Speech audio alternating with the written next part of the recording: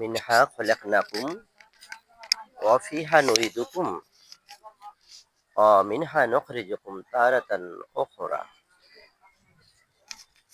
তোমাকে এই মাটি থেকেই সৃষ্টি করা হয়েছে, তোমাকে এই মাটিতেই আবার রাখা হবে, পুনরায় আবার এই মাটি থেকে তোমাকে উত্তোলন করা হবে। কার কথা? আল্লাহ জাল্লা শানহুর কথা, আল্লাহর কথা।